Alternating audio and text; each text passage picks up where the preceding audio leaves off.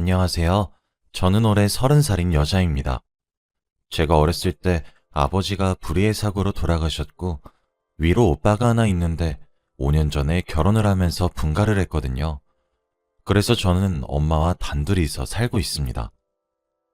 제가 얼마 전 참 뻔뻔한 여자의 몰락을 보게 되었는데, 그 여자는 자꾸 이 모든 것이 제 탓이라고 우기고 있어요. 그런데 정말 이걸 제 탓으로 보이는 건지 궁금해서 이렇게 사연을 적어봅니다. 저희 오빠는 참 착한 사람이에요.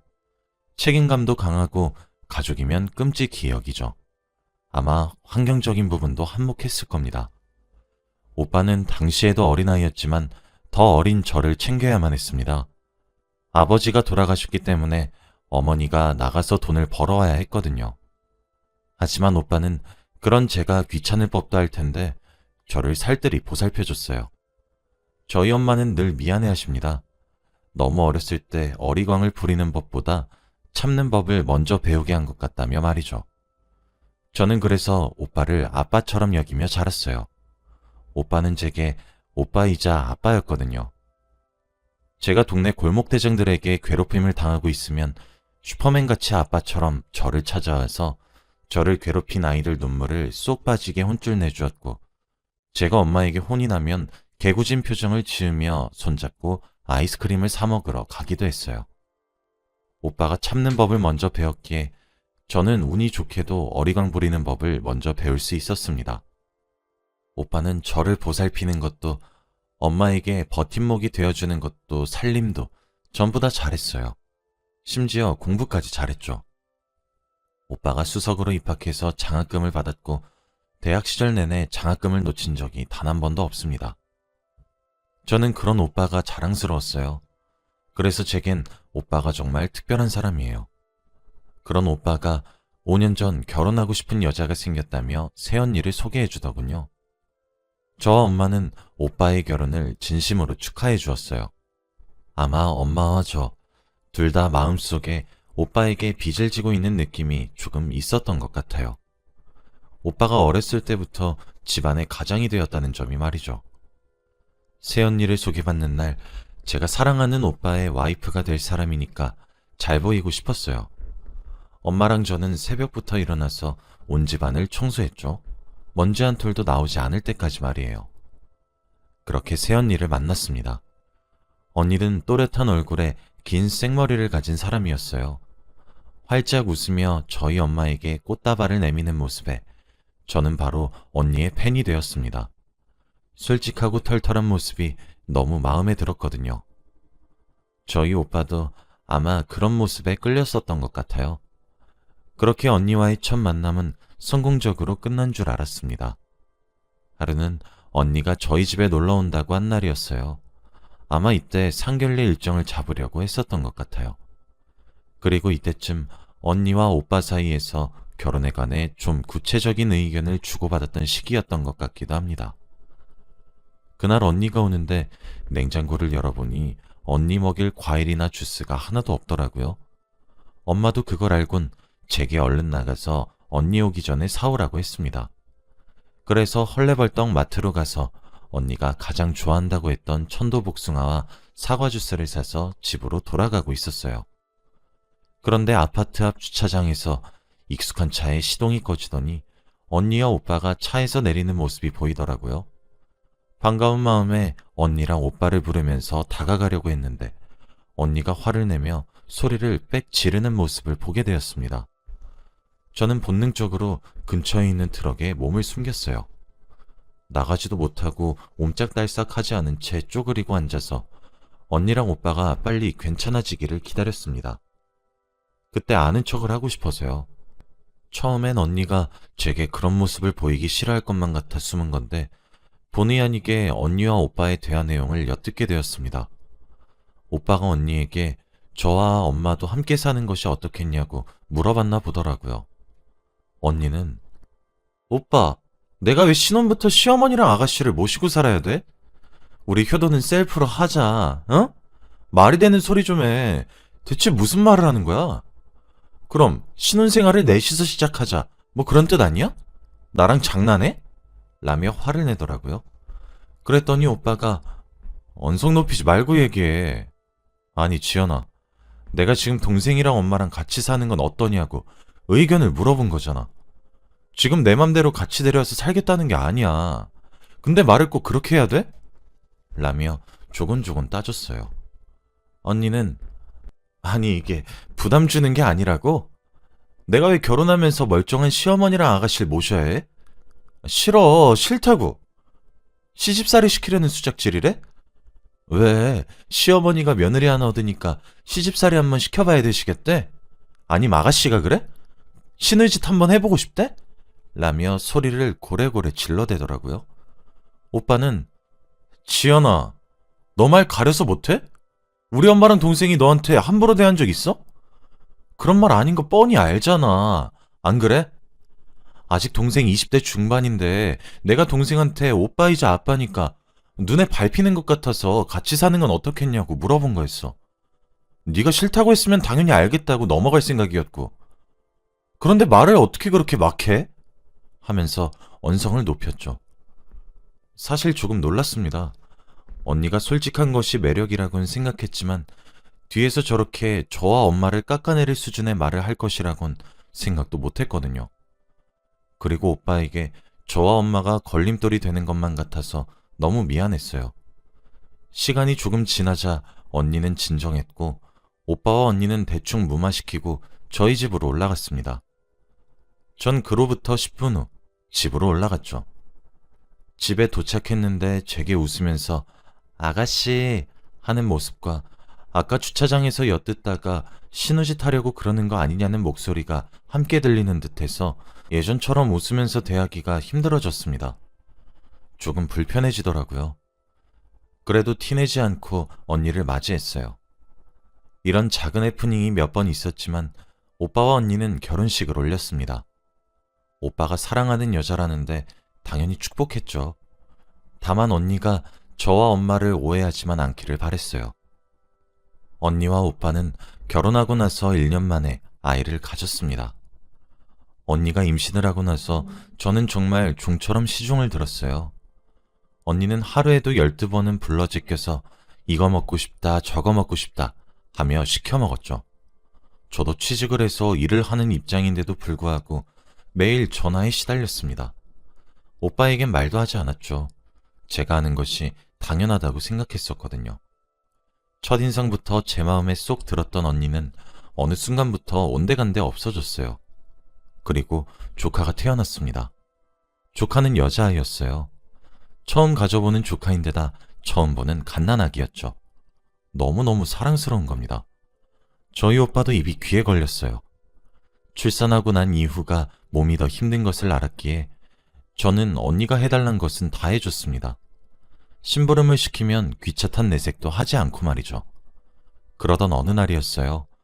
그날은 주말이었는데 오빠가 회사에 급한 문제가 생겨서 출근을 했고 집에 언니와 아기만 있었죠. 언니는 저희 엄마가 만든 음식이 너무 땡겨서 먹고 싶은데 가는 게 너무 힘이 든다며 제게 가져와 달라고 했어요. 음식을 싸서 신혼집에 도착했죠. 원래 띵동 초인종을 눌렀는데 그날 오빠가 회사를 급하게 나가며 문을 덜 닫고 나갔는지 현관문 도어락이 먼저 잠겨서 현관문이 닫혀있지 않은 상태로 있더라고요. 그래서 전 그대로 현관문을 열고 집에 들어갔습니다. 언니가 어디 있나 싶어서 두리번거리는데 안방에서 전화를 하는 듯한 목소리가 들리더라고요. 그런데 대화 내용이 이상했습니다. 야, 내가 아무리 계산을 해봐도 너랑 갔을 때가 확실해. 아, 진짜 들키면 어떡하지? 방법 없냐? 아, 내가 그때 나이트를 대체 왜 갔어가지고. 라는 대화 내용이 줄줄줄 들리는 게 아니겠어요? 저는 아무것도 모르고 언니, 저 왔어요. 라고 했더니 언니가 서둘러 전화를 끊고 저를 맞이하더라고요. 어떻게 들어왔어? 라며 당황해하는 언니에게 현관문 언니가 열어놓으신 것 아니에요? 열려있던데? 라고 말했죠. 원래 제가 가면 마실 것 한 잔은 대접해주는데 언니는 너무 피곤하다며 음식을 받자마자 저를 다시 내보내더라고요. 뭔가 이상하고 어색했지만 정확히 뭐가 이상하고 어색한진 모르겠더라고요. 찝찝했죠. 그렇게 시간이 흐르고 아기는 날이 갈수록 쑥쑥 자라왔습니다. 중간중간 오빠와 언니는 이혼 얘기가 몇 번 찾아왔어요. 사실 저희 오빠는 참는 것이 버릇이 되어 있다고 해도 무방할 정도로 힘들단 이야기를 하지 않습니다.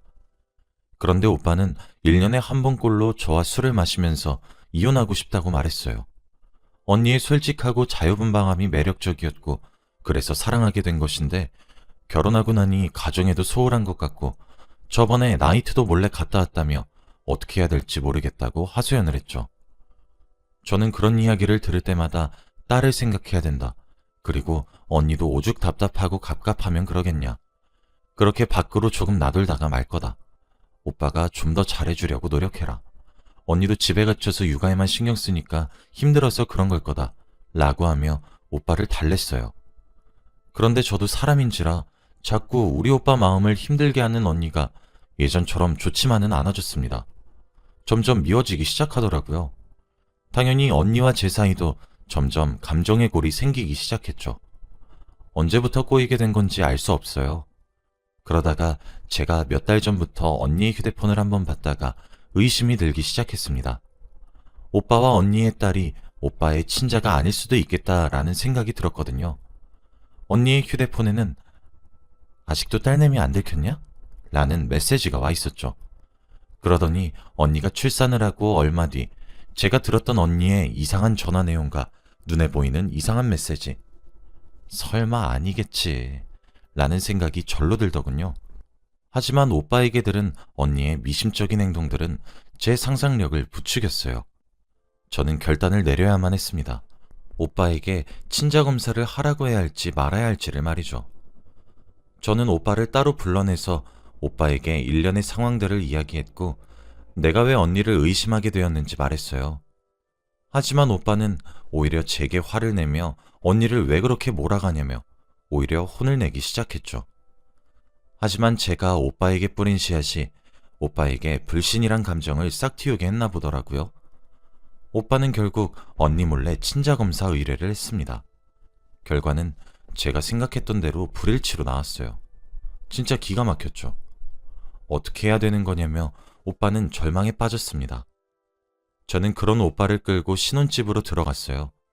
그리고 친자검사 결과지를 언니 얼굴에다가 집어던져 주었죠. 아가씨 미쳤어? 라며 소리를 지르는 언니에게 저는 제가 던진 결과지나 보고 짓거리라고 소리를 빽 질렀어요. 언니는 그제서야 제가 던진 서류가 무엇을 의미하는 건지 알아챈 듯 하더군요. 얼굴이 하얗게 질려서 검사지를 뚫어져라 보았습니다.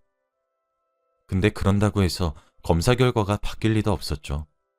오빠는 그때까지도 언니에게 아무런 말도 하지 않고 그저 바라만 보더군요. 저는 언니에게 당장 오빠랑 딸의 관계를 설명하라며 윽박을 질렀습니다. 언니는 그런 제게 아가씨가 뭔 상관이야. 당신 이런 건 나랑 이야기해야 되는 거 아니야? 하며 저보고 신혼집에서 나가라고 했고 오빠에겐 화를 냈죠.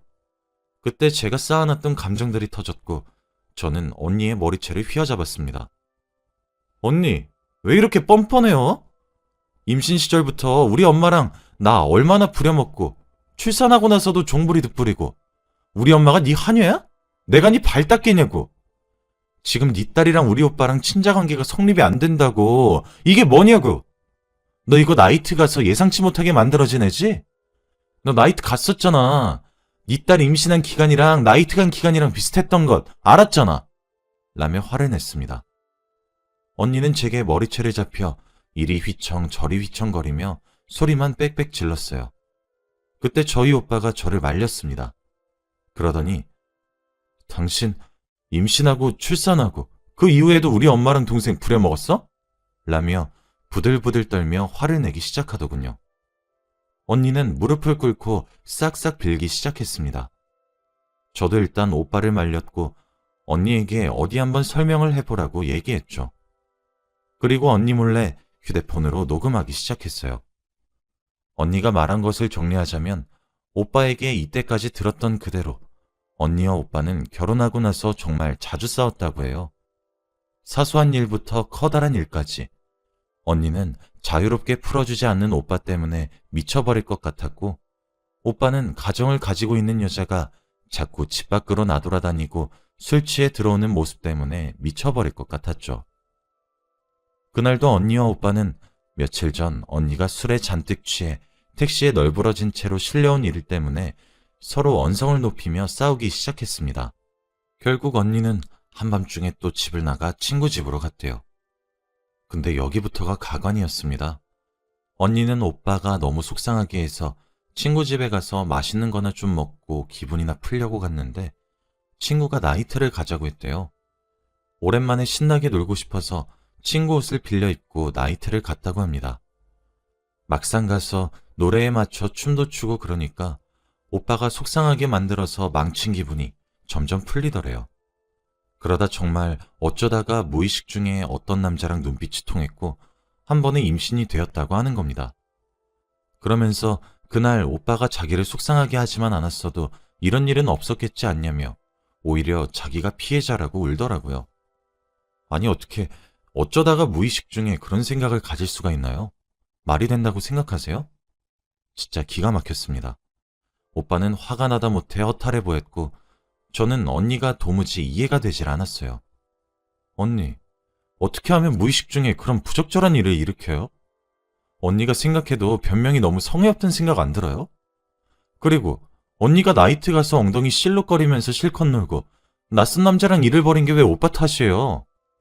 진짜 제발 생각 좀 하고 말하세요. 라고 했더니 저를 죽일 듯이 노려보면서 아가씨가 그랬구나? 아가씨가 친자검사하라고 강요했어? 너 이거 진짜 명예훼손이야. 알아? 반강제적으로 친자 확인을 시켰다는 거지? 너 고소할 거야 내가. 라며 화를 내더라고요. 저는 언니, 친자검사 의뢰한 사람이 오빠예요. 고소가 가당키나 할 것 같아요? 고소는 언니가 당해야 되는 거예요. 라고 말했더니 부들부들 떨더니 제게 달려들더라고요. 옆에 앉아있던 오빠는 그런 언니를 제지하고 언니에게 말했어요. 소송까지 하기 싫으니까 내일 서류에 도장 찍어. 애는 네가 데려가고 이혼하자. 그리고 신혼집에서 언니에게 아이를 안기고 난 후 지갑과 휴대폰만 건넨 채 밖으로 내쫓았어요. 언니는 실컷 화를 내다 제풀에 지친 건지 친정으로 간 것 같더라고요. 그런데 진짜 여기서 더 기가 막혔던 건 신혼집에서 오빠를 도와 언니 물건으로 보이는 물건들을 모아서 짐을 싸고 있었습니다. 그런데 소파 근처에서 언니 노트북이 있더라고요. 그것도 언니 것이니까 챙겨줘야 하잖아요. 그래서 전원을 끈 뒤 노트북을 챙기기 위해 덮어놓은 노트북을 열었습니다. 그랬더니 컴퓨터 버전의 카카오톡이 떠 있는데 언니 아이디로 로그인이 되어 있더라고요. 그런데 그때 실시간으로 나누고 있는 대화가 가관이었습니다. 언니의 가장 최근 대화는 친구와 나눈 대화였고 그 대화 내용은 결혼하고 나서 가정주부로 계속 일했는데 집이 오빠 명의잖아. 이거 기여도 인정되지 않나? 재산분할 되겠지? 나 진짜 고소하려고. 지가 신우이면 다냐? 진짜 신우가 오빠한테 친자 확인 강요한 게 분명하대도 혼인 파탄 이유로 신우이 고소하려고. 아 진짜 신우이한테 손해배상도 청구할 거야. 걔 때문에 한 가정이 깨졌잖아. 아니 그래도 오빠 친자는 아니지만 지금 우리 딸 4살 될 때까지 친자식처럼 키웠잖아. 그럼 양육비도 주겠지? 등의 메시지를 주고받은 거더라고요. 저는 오빠를 불러 대화 내용을 보아주었고 오빠는 정말 끝장을 볼 생각으로 마음을 굳히더라고요. 오빠는 그렇게 지금 이혼 소송 중에 있습니다. 원래는 협의 이혼으로 몸만 내쫓고 말 생각이었다고 해요. 그래도 한때 가장 사랑했던 사람이고 앞으로 혼자 아이를 키워야 될 테니까요. 오빠는 이혼 소송을 했습니다. 당연히 아이의 존재도 부정했죠. 저희가 대화를 나누었을 때 제가 녹음했던 파일도 증거로 채택되었고 언니는 오히려 저희 오빠에게 위자료를 물어줘야 된다고 판결을 받았습니다. 그리고 아이의 양육권은 언니가 가지는 것이 당연했고 저희 오빠는 아이가 친자가 아니란 사실을 알자마자 바로 소송을 걸었기에 부양하지 않아도 된다는 판결도 받게 되었죠. 전 오빠와 언니의 이혼 소송이 끝나고 언니에게 문자를 한 통 보냈습니다. 꿀 좋다, 메롱 이라고 말해요. 언니는 제 문자를 보고 화가 많이 났던 것인지 제게 욕설이 가득 담긴 문자를 며칠에 걸쳐서 20통이나 보내더군요. 그래서 전 그걸 다 모아서 경찰에 가서 욕설 문자로 고소했습니다. 언니는 벌금 30만 원을 냈다고 하더라고요. 아주 고소했어요. 부들거리며 온몸을 떨면서 소리를 꽥꽥 지르면서 화를 낼 생각을 하니 고소해 죽겠습니다.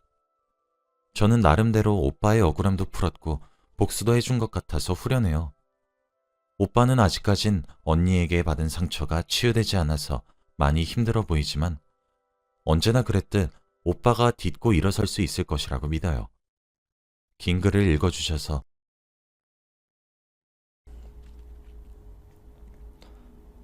안녕하세요. 저는 40살이고 슬아의 6살 된 아들을 하나 키우고 있는 여자입니다. 제가 여기에 사연을 신청한 이유는 제가 어리석은 실수를 할 뻔했기 때문입니다. 그래서 제 사연을 들으시고 다른 분들은 저와 같은 실수를 하지 않길 바라는 마음에 이렇게 글을 써봅니다. 지금 생각하면 제가 정말 미쳤던 것이 분명하다는 생각이 들 정도입니다. 과거로 돌아간다면 스스로를 후려쳐서라도 정신을 차리게 하고 싶을 만큼 말이에요. 저는 동갑인 남편과 10년차 부부입니다. 저와 남편은 30살에 결혼을 하게 되었고 4년의 신혼을 가지고 지금 아들을 얻었어요. 처음엔 제가 하는 일에 대한 애착과 프라이드가 큰 편이라 아이를 바라지 않았죠. 남편은 임신과 출산 두 가지 모두 여자의 몸에 부담이 큰 일이니 제 바람대로 따르겠다고 했고요. 다만 마음이 바뀌어 아이를 가지게 된다면 육아는 자신이 반 이상 하겠다고 했죠. 그런 남편의 마인드에 결혼을 결심하게 되었고 실제로 결혼한 뒤에도 시댁으로부터의 임신 압박 이런 것들도 남편이 다 막아주었습니다. 그런데 신혼을 꿀떨어지게 지내다가도 주위에서 하나둘 출산 소식이 들리고 친구들의 SNS도 점점 본인의 사생활 사진보다는 아이에게 초점이 맞춰진 사진들이 올라오고 그렇게 아이와 함께 단란하게 살기 시작하는 모습들이 차차 보이기 시작했어요. 그런데 그런 변화를 물끄러미 바라보면 나랑 남편을 닮은 아이는 어떻게 생겼을까? 하는 의문도 생겨났죠. 그래서 많은 고민 끝에 남편과 상의 후 지금 아들을 낳았습니다. 당연히 출산 이후에도 저는 제 일을 놓지 않기로 남편이 좀 더 노력하기로 약속도 했고요. 그래서 지금까지 저도 일을 할 수 있는 거고요. 남편은 아들을 끔찍하게 생각해서 정말 아들 바보인 사람입니다. 사실 제 남편은 조금 시크한 편이고 따지고 보면 무뚝뚝한 사람이거든요. 절 위해 다 해주는 편이긴 하지만 표현은 잘 하지 않는? 어찌 보면 상남자 스타일인 거죠. 그랬던 사람이 아들이 태어난 이후 혀 짧은 소리도 내고 그러는 것을 보면서 속으로 깜짝깜짝 놀리기도 했네요. 하지만 그 당시로 돌아가면 아들이 태어난 이후 남편에게 제가 찬밥 신세가 되었어요. 저는 결혼을 하고 난 이후에도 알콩달콩하며 살고 싶었는데 아무래도 아이가 있다 보니 무엇을 해도 아들의 위주로 돌아가고 하는 것이 좀 얄미웠네요. 맞아요. 제가 철이 없었던 거죠. 정신적으로 미성숙했던 사실을 저도 인정합니다. 물론 지금은 그렇지 않아요. 그러니 이렇게 제 죄를 뉘우치고 반성해서 글을 쓰게 된 것이기도 하고요.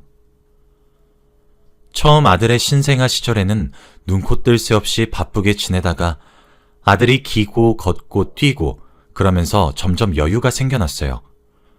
그 사이에 저는 성공적으로 복직을 하게 되었고 아무래도 저와 남편의 직장을 따지면 남편이 저보다 여유로웠기에 아들의 육아도 남편이 대부분 보게 되었죠. 아들이 미운 4살이 되던 해였습니다. 그 시기쯤 제가 회사에서 꽤나 중체계 프로젝트를 전담하게 되었어요. 중간에 임신과 출산, 그리고 육아로 인해 일의 공백기가 있기도 했고 그 이후엔 적응하느라 꽤 바쁘기도 했어서 제게도 욕심이 많이 나는 프로젝트였어요. 프로젝트를 성공하면 회사에 가져다주는 이익이 정말 컸기에 그 프로젝트의 성공 유무는 제 승진과도 직결됐죠.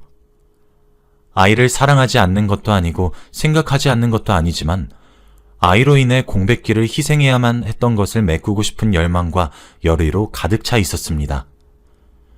다행히 회사 측에서도 제게 그 프로젝트의 책임자로 일을 맡겨주셨고 한번 성공시켜보라고 덕담해주셨죠.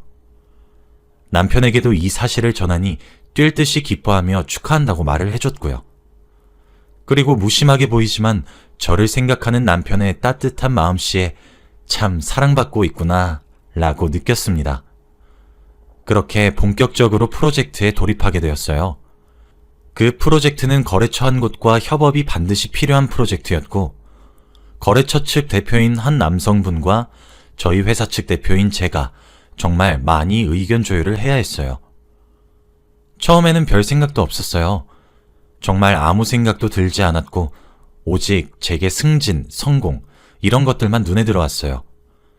회의를 진행하다 큰 소리도 몇 번 오가기도 했고 치열하게 일을 했었거든요. 그런데 미운 정도 정인 것인지 잘 모르겠지만 어느 순간부터 그 남성분이 좋아졌습니다.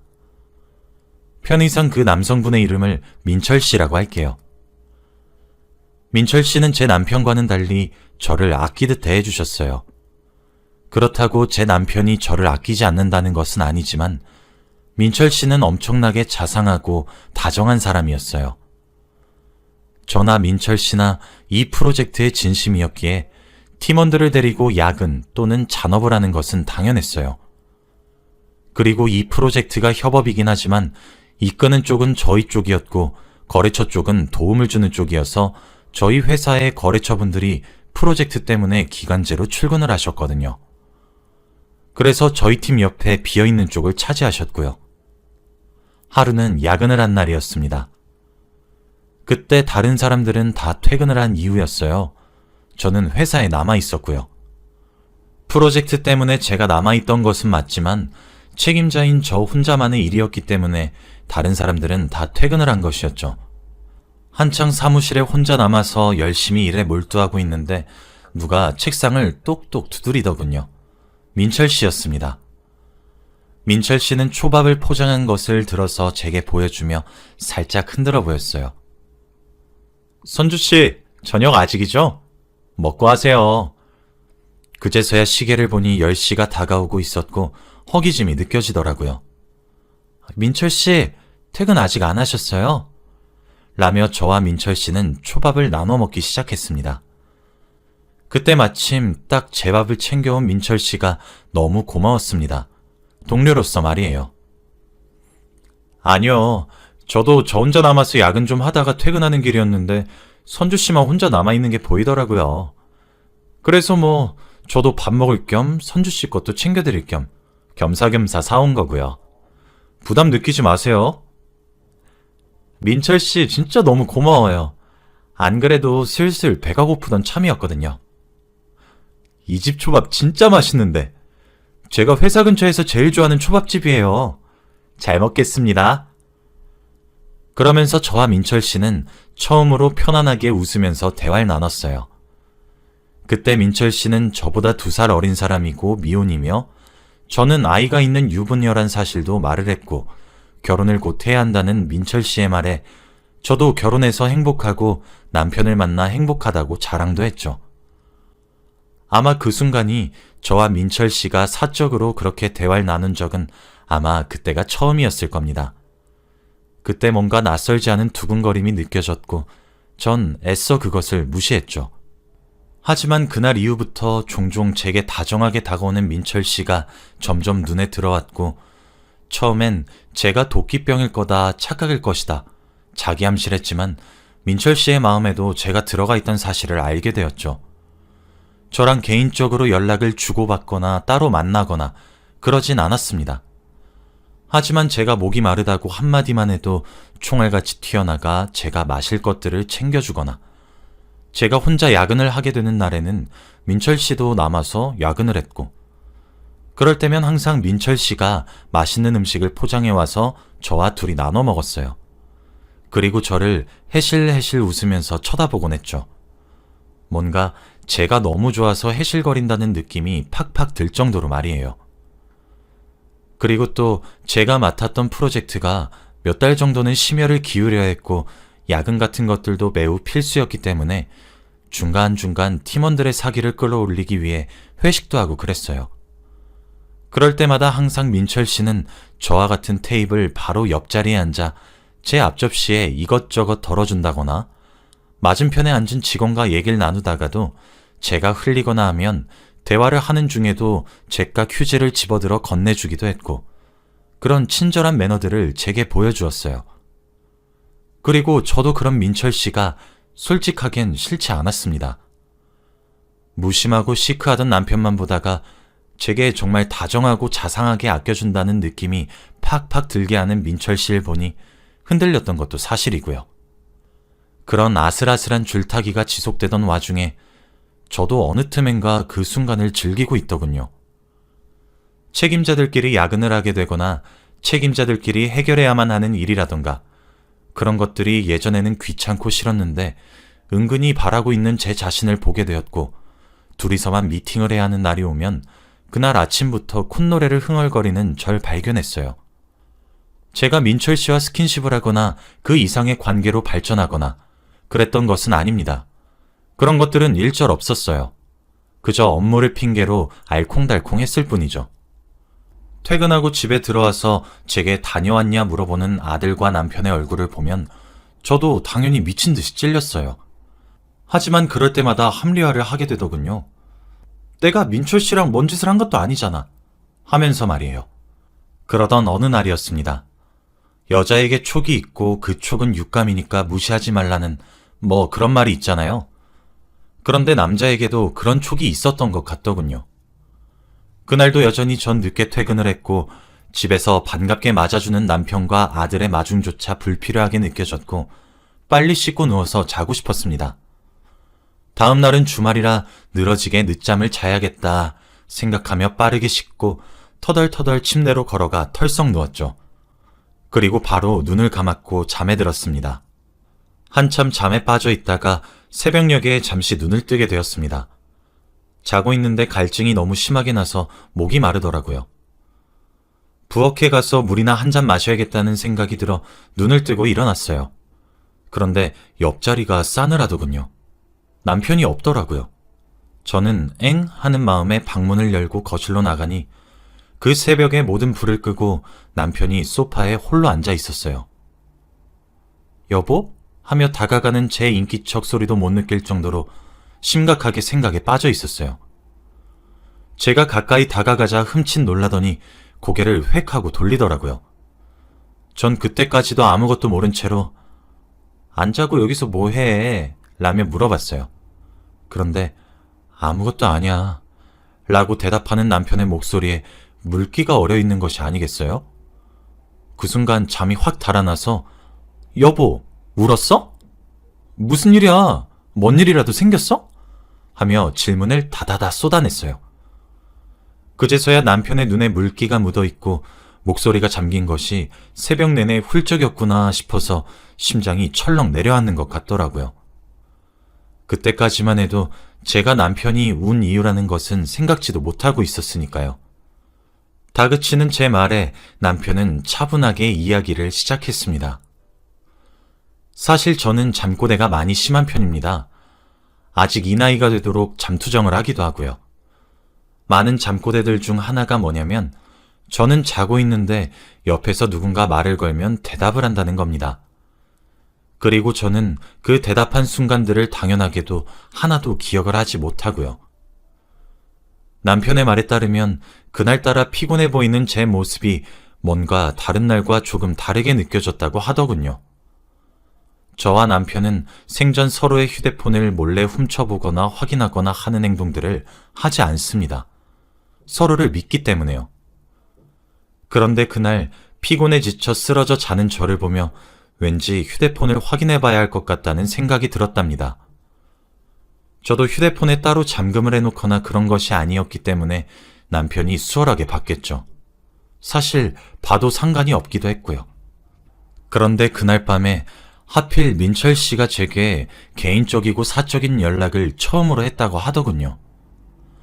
선주 씨, 이렇게 늦은 시간에 연락드리는 것도 오늘 저희 팀 회식에서 마신 술 기운으로 용기 내서 연락드립니다. 무리하게 이 시간에 연락드린 것은 죄송합니다. 하지만 지금이 아니라면 말을 꺼내지 못할 것 같아서요. 일요일 오후에 시간이 되시나요? 그때 저랑 밥 한 끼 하고 영화 한 편 보는 것은 어떠세요? 라고 하필 데이트 신청을 하는 연락이 말이에요. 남편은 그 연락을 보고 심장이 철렁 내려앉았고 아무리 뒤져봐도 민철이라는 사람과 개인적으로 나눈 연락이 저거 하나뿐이라 제가 불륜을 하고 있는 것인지, 그렇다면 언제부터인지, 이걸 용서해야 하는 것인지, 용서하지 않는다면 우리 두 사람의 아이는 어떻게 해야 하는 것인지 많은 생각이 순간적으로 들었다고 해요. 그리고 그 옆에는 아무것도 모른 채로 세상 모르게 자고 있었던 제가 있었고요. 남편은 물어봤답니다. 선주야, 민철 씨가 누구야? 거래처 직원인데 왜? 그럼 민철 씨랑 원래 개인적으로도 많이 연락해? 아니, 안 해. 왜? 남편은 그 대답을 들었을 때까지만 해도 자기가 보게 된 것은 상대방의 일방적인 마음인 것이고 제가 잘 처신을 하고 있다는 생각에 괜시리 몰래 훔쳐본 행동이 미안해졌다고 합니다.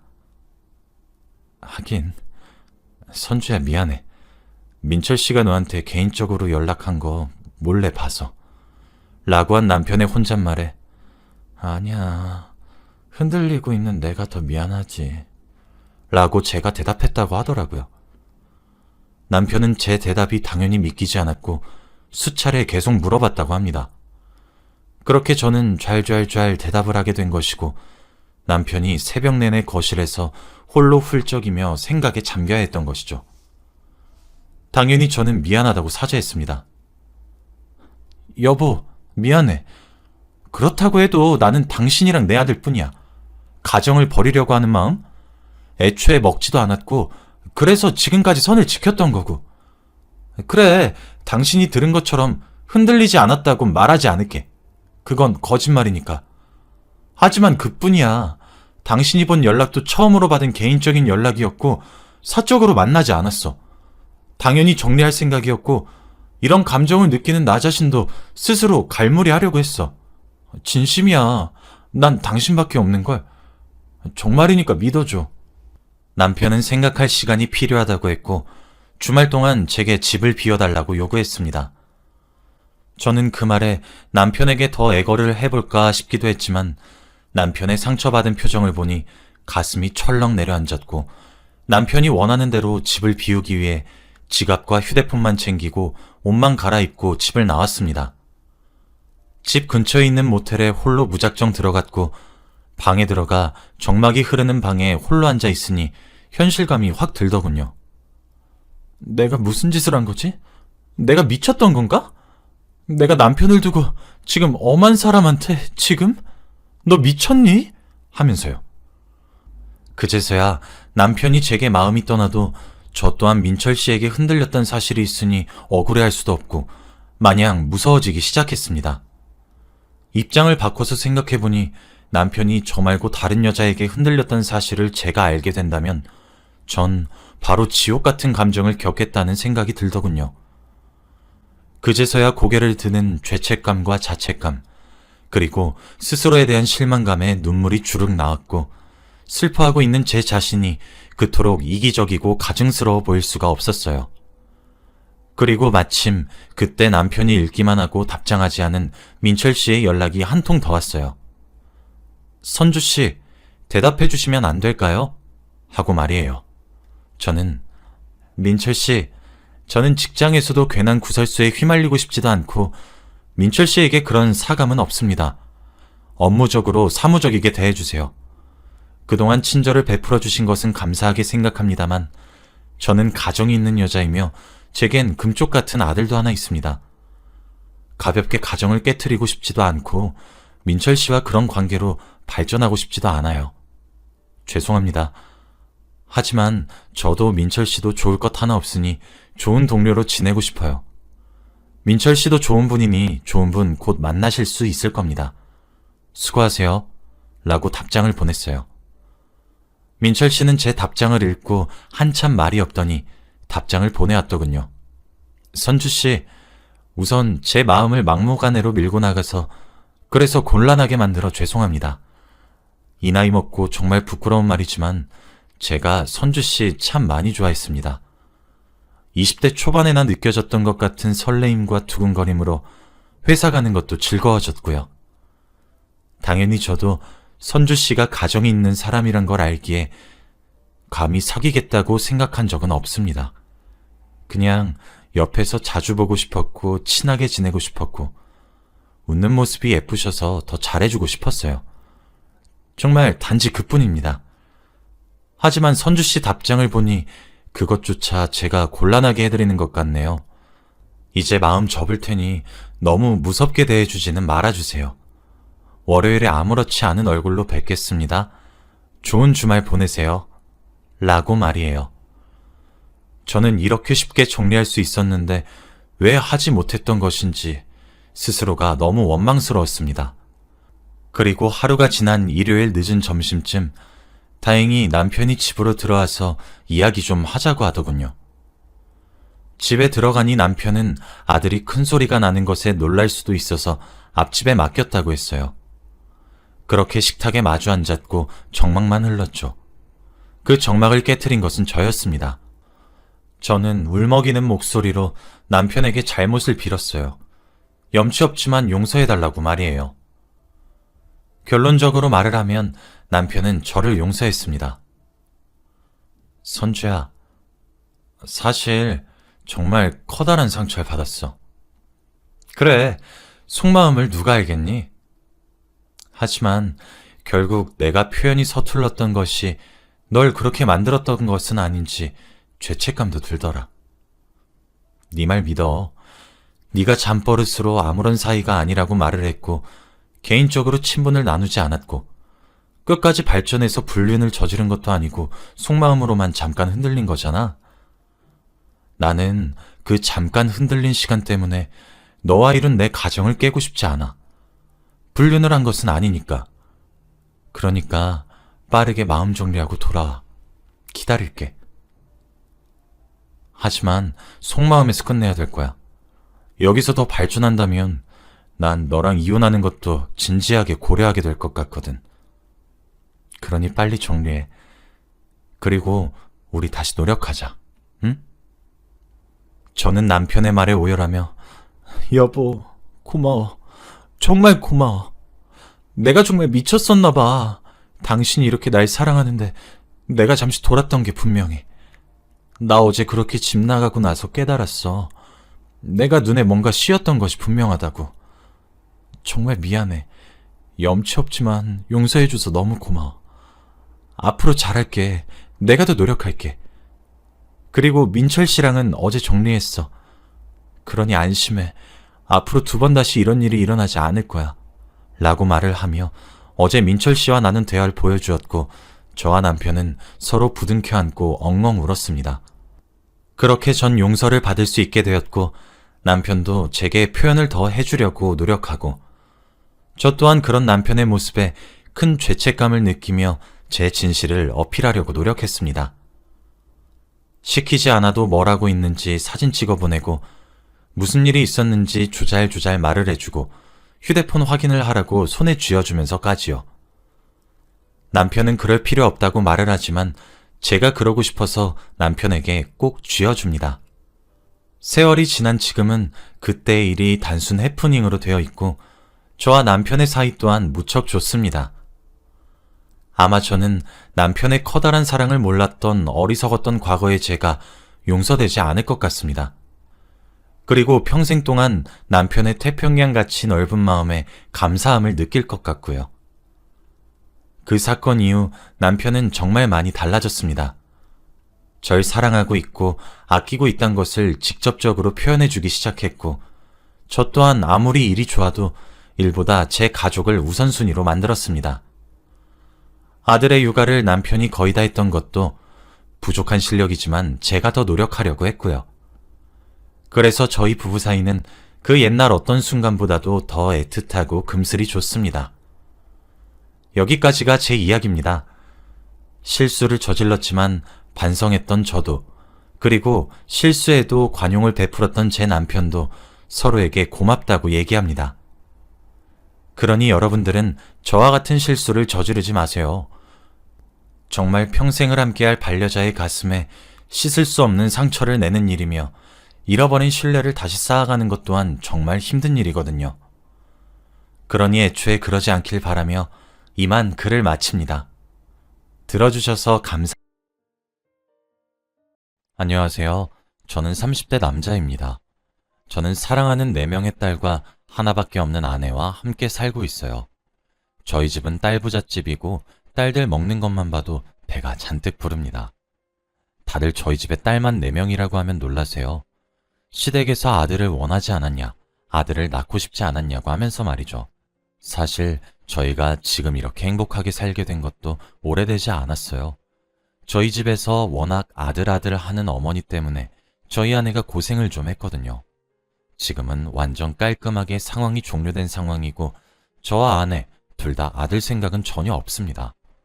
저희 집에 있었던 일들을 여러분들께 이야기를 하면 다들 기겁하실 거예요.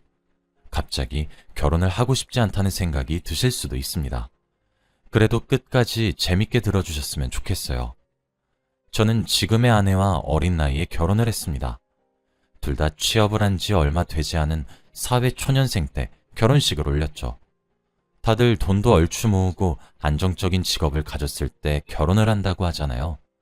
그런데 저희가 대학생 때부터 사귀어서 오래 만나기도 했고 둘 다 취업에 성공해서 결혼은 당연히 이 사람과 할 것 같은 예상이 되었습니다. 그런데 저와 여자친구 둘 다 결혼은 천천히 하고 싶었지만 마음대로 따라주지 않더라고요.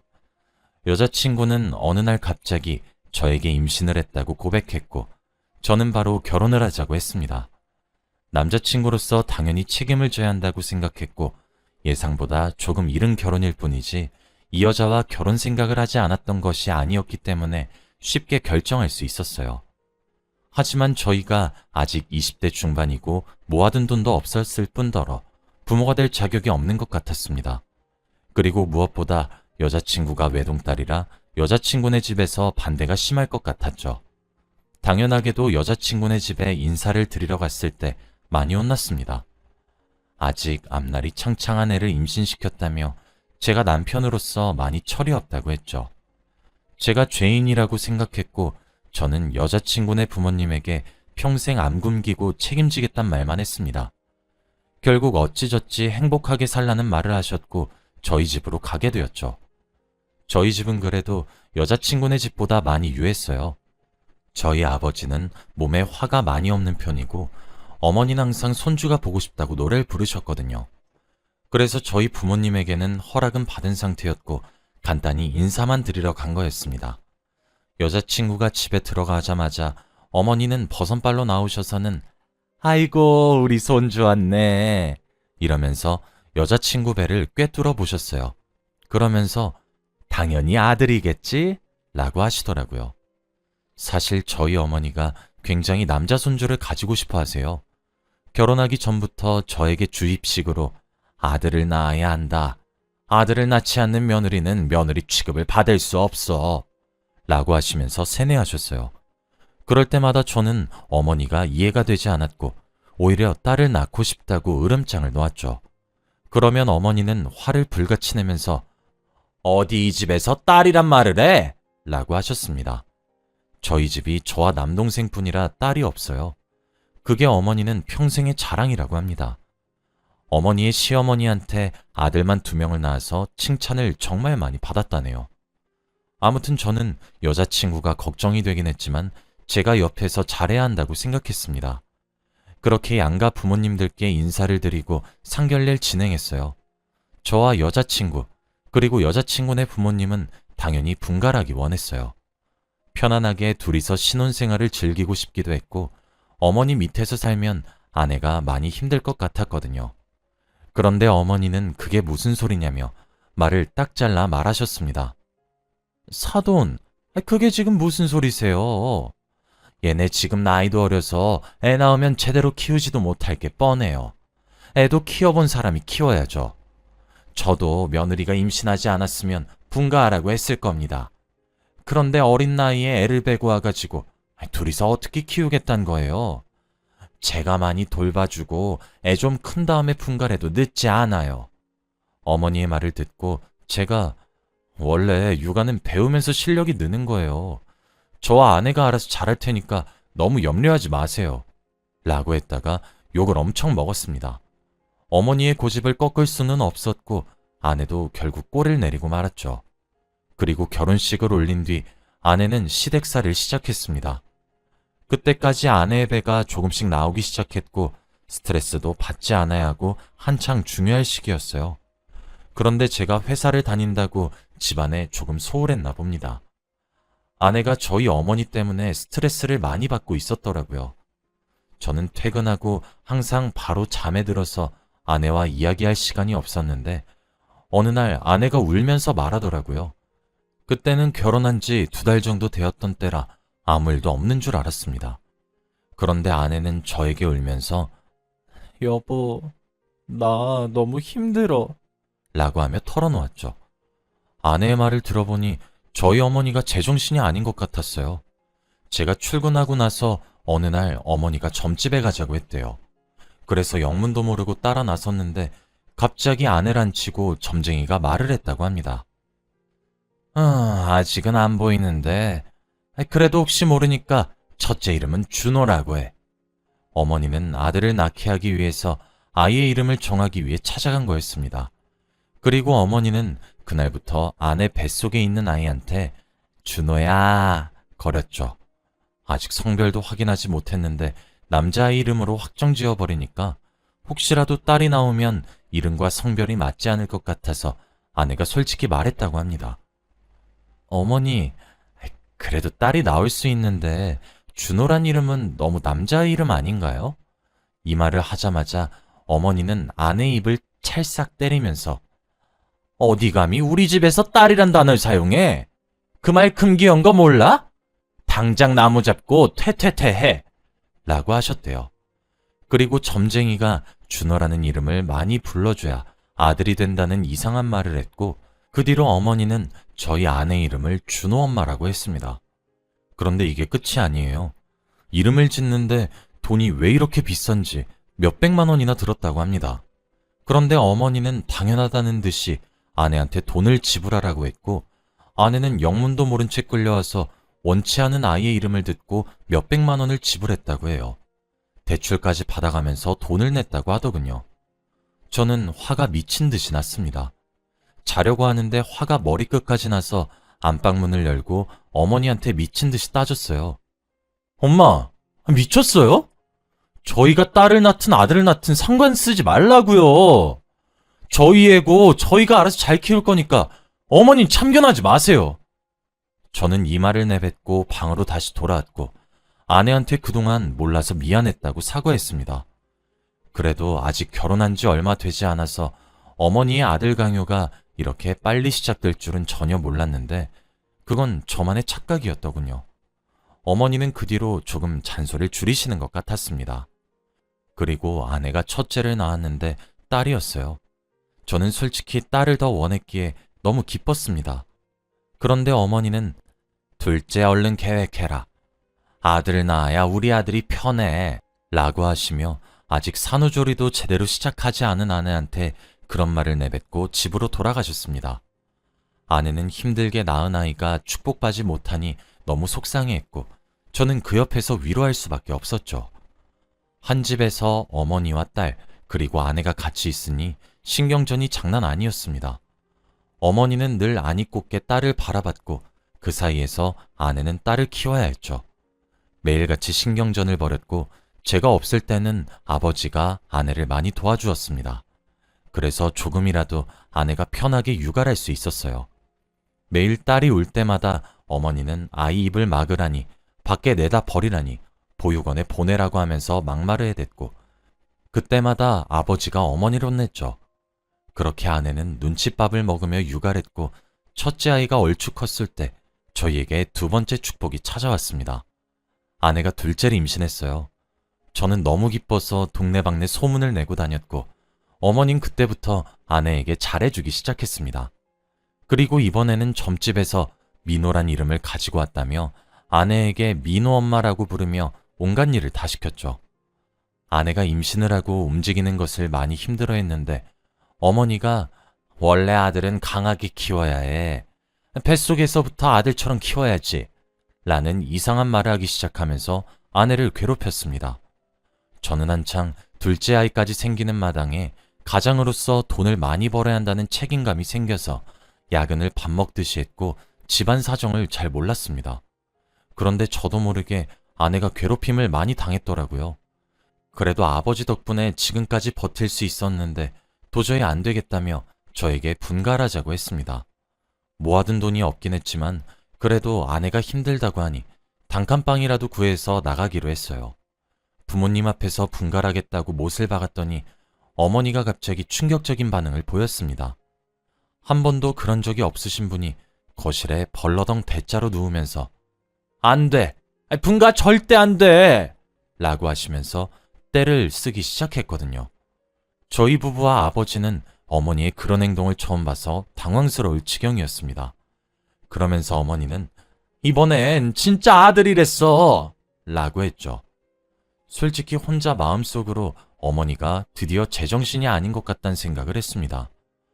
아내는 어머니가 진정이 되면 조심스럽게 나가자고 했죠. 그리고 얼마 지나지 않아 병원에서 성별을 알려주었습니다. 같이 성별을 확인하러 가는 날 어머니가 따라오셨고 저희 셋이서 같이 산부인과를 가게 되었죠. 그런데 둘째도 딸이었습니다. 어머니는 의사 선생님의 말을 듣자마자 화를 내면서 갑자기 병원에 있는 물건을 던지기 시작했어요. 이 병원 의사들 완전 돌팔이 아니야? 내가 아들인 거 뻔히 아는데. 뭐? 딸? 이런 병원은 망해야 돼! 이 말하면서 밖에서 대기하고 있는 임산부들한테 피해를 줬고 저희는 말리다가 많이 다쳤습니다. 얼마 뒤 경찰까지 와서 상황을 수습했고 경찰서에 간 뒤 항상 사과라는 건 아버지 몫이었죠. 어머니가 옆에서 항상 사고를 칠 때마다 뒤치다꺼리를 하시느라 많이 힘들어 보였습니다. 그리고 어머니는 반성의 태도가 전혀 없었고 오히려 더 엇나가셨어요. 아내가 딸아이를 임신하고 있으니 그런 아이는 낳을 필요도 없다고 일도 많이 시키셨습니다. 일부러 손빨래를 하라고 하거나 무거운 짐을 들라고 하면서 말이죠. 그리고 저번에는 어머니가 갑자기 한약을 권유했대요. 아이한테 좋다고 하면서 말이죠. 그때 아내가 너무 힘들었는데 갑자기 변한 어머니의 모습을 보고 이제 생각이 바뀌신 건가 하며 감동을 받아 한약을 먹으려고 입까지 댔다고 합니다. 그런데 갑자기 아버지가 달려오셔서 먹으려고 하는 한약을 집어던지셨고 어머니에게 한 소리 하셨대요. 당신 미쳤어? 어떻게 손녀를 유산시키려고 해? 알고 보니 그 한약은 아이를 유산시키는 한약이었고 어머니는 그 약을 아내한테 먹이려고 했던 겁니다. 아내는 너무 놀라고 소름이 돋아서 주저앉았다고 해요. 어머니는 아버지한테 당신만 아니었으면 성공이었어 라고 한 뒤 방으로 유유히 들어갔다고 합니다. 그때도 아내를 진정시켜주고 사과를 한 것이 아버지였다고 해요. 아내가 둘째 검진을 받기 위해서 병원에 가려고 해도 진료비가 아깝다며 둘째는 검사받지 말라고 했답니다. 이런 일이 한두 번이 아니니까 더 이상 어머니와 같이 살다가는 누군가 죽을 것 같더라고요. 아내도 임신 중에다가 첫째 아이까지 키우고 있으니 스트레스도 많이 받았죠. 그래서 저희는 분갈했습니다. 어머니는 화를 내면서 당장 셋째 계획을 세워도 빠듯한데 왜 분갈을 하냐고 화를 냈지만 저희는 더 이상 참을 수 없었어요. 집은 원래 살던 곳보다 좁았지만 심적으로는 너무 편안했습니다. 거기서 둘째 아이까지 낳아서 행복하게 살고 있었어요. 집에는 가끔 방문하긴 했지만 항상 어머니는 안이 꽂게 아내를 바라보았죠. 그래도 아내는 아버지에게 감사드린다며 아버지를 뵈러 시댁에 갔습니다. 그런데 둘째 아이가 태어난 지 얼마 지나지 않아 아내가 또 임신을 했어요. 솔직히 아내가 많이 힘들까봐 선뜻 낳자고 말을 못했지만 아내는 낳고 싶다고 했어요. 저희는 산부인과에 가서 확인을 했더니 의사 선생님께서 축하드립니다. 쌍둥이네요. 라고 했죠. 저희는 상상도 못한 쌍둥이 소식에 저와 아내 둘 다 놀랐고 너무 기뻤어요. 선물이 2배로 찾아온 느낌이었거든요. 그래서 양가 집안에 다 알렸습니다. 저희 부모님도 너무 좋아하셨죠. 그런데 어느 날 갑자기 어머니와 아버지가 저희 집에 들이닥쳤습니다. 저희는 영문도 모른 채 맞이했고 아버지가 어머니를 뜯어말리고 있더라고요. 그런데 어머니는 아내를 붙잡고 화를 불같이 냈습니다. 너 솔직히 말해. 누구 애야? 내가 얼마 전에 비싼 돈 들여서 점집에 갔다 왔는데 너랑 우리 아들 사이에는 쌍둥이 합이 없다던데. 그리고 내가 이 말까진 안 하려고 했는데 차라리 다른 남자애를 베고 왔으면 아들이라도 낳던가. 이번에도 딸이라네? 너 진짜 제정신이니? 저는 어머니의 말을 듣고 기겁했습니다. 어떻게 며느리가 다른 남자의 아이를 베고 와도 아들 안 하면 된단 말을 할까요? 어머니는 다른 남자의 아이를 임신하고 와서도 아들을 낳았다면 오히려 기분 좋았을 거라고 합니다. 정말 미치고 팔짝 뛸 노릇이었어요. 저는 화를 주체할 수 없었고 어머니 앞에서 처음으로 미친 듯이 화를 냈습니다. 어머니, 미쳤어요? 어떻게 아들 앞에서 그런 말을 해요? 어떻게 아내가 다른 남자아이를 임신해도 아들이면 괜찮단 말을 하냐고요? 어머니, 다신 저희 집에 찾아오지 마세요. 전 앞으로 어머니 없는 사람으로 살 테니까 인연 끊읍시다. 아들 하는 어머니 필요 없고 저희 딸들한테 이런 할머니가 있다는 게 쪽팔리니까 다신 찾아오지 마시라고요. 이 말을 내뱉으며 어머니를 현관문으로 밀고 있었습니다. 그런데 어머니는 제 손을 뿌리치고는 갑자기 아내에게 다가가 뺨을 내리쳤어요. 순식간에 일어난 일이라 저와 아버지는 너무 당황스러웠고 아내도 뺨을 어루만지면서 상황 파악을 못하고 있었죠. 아내가 어머니를 바라보니 어머니는 반대 손바닥으로 아내의 반대쪽 뺨도 다시 내리쳤습니다. 갑작스럽게 양쪽 뺨을 다 맞은 아내는 눈에서 눈물이 맺혔고 또 뺨을 때리려고 하는 어머니의 손을 제가 막았어요. 어머니는 아내에게 네가 남편 간수 제대로 못해서 우리 착한 아들이 이렇게 엇나갔잖아. 한 번도 부모한테 큰 소리 낸 적 없는 우리 아들이 너랑 결혼하고 나서 이렇게 변했어. 너 때문에 우리 집 다 풍비박산 났다고! 라고 했고 아내 머리채도 잡으려고 하는 것을 저와 아버지가 겨우 막았습니다. 옆에서 두 딸은 펑펑 울고 있었고 아버지가 겨우 어머니를 끌고 집으로 나갔어요. 그리고 아내는 눈물을 뚝뚝 흘리고 있었습니다. 저는 아내를 볼 면목이 없었어요. 저한테 시집와서 이런 일을 겪게 했으니 말이죠. 아내를 안아주며 미안하다고 사과를 했고 다시는 어머니 보지 말자고 했습니다. 제품에 안겨 펑펑 우는 아내를 보는데 저도 모르게 눈물이 났죠. 제 생각엔 어머니가 제정신이 아닌 것 같았고 옆에서 아무 도움도 되지 못하는 제 자신이 너무 한심했습니다. 그렇게 그날 아내는 겨우 진정을 하고 그날 이후로 조금 바뀌었어요. 어머니가 아무리 괴롭히고 못살게 굴어도 기죽지 않았습니다. 딸들을 지킬 사람들은 저와 아내밖에 없으니 엄마가 지면 안 된다고 생각한 것 같아요. 그래서 그날부터 아내가 쉽게 굴지 않으니까 어머니도 독한 년이라고 대놓고 욕하면서 아내와 점점 멀어졌습니다. 지금은 아내 옆에 찰싹 붙어 4명의 딸들을 열심히 보살피고 있어요. 그리고 어머니는 명절 때만 가끔씩 보고 있고 거리를 두고 있습니다. 아버지는 손녀들이 보고 싶다고 자주 저희 집에 오셔서 육아를 많이 도와주세요. 딸만 4명인 집이니까 도움의 손길이 조금 필요할 때가 있습니다. 그리고 저는 항상 일을 해야 하니까 집에 잘 못 들어갈 때가 많은데 그래도 딸들이랑 아내를 먹여 살릴 사람이 저밖에 없다는 생각을 하면 일을 열심히 하게 돼요. 그리고 야근 후에 집에 돌아가서 새근새근 자고 있는 딸들을 보면 얼마나 기분이 좋은지 모릅니다. 어머니와의 긴 전쟁이 끝나고 저희 딸들은 다 개명을 했어요. 어머니가 준호와 민호라는 남자아이의 이름으로 지으시면서 아내와 제가 많이 속상해했는데 이제는 민영이와 민지란 이름으로 개명을 했습니다. 딸 부잣집에서 살고 있는 아빠인 저는 하루하루가 너무 행복해요. 여러분도 혹시 저 같은 일을 겪으신 적이 있으신가요? 아들 원하는 집안에서는 남편의 역할이 정말 중요한 것 같습니다. 저의 이야기는 여기까지예요. 들어주셔서 감사합니다.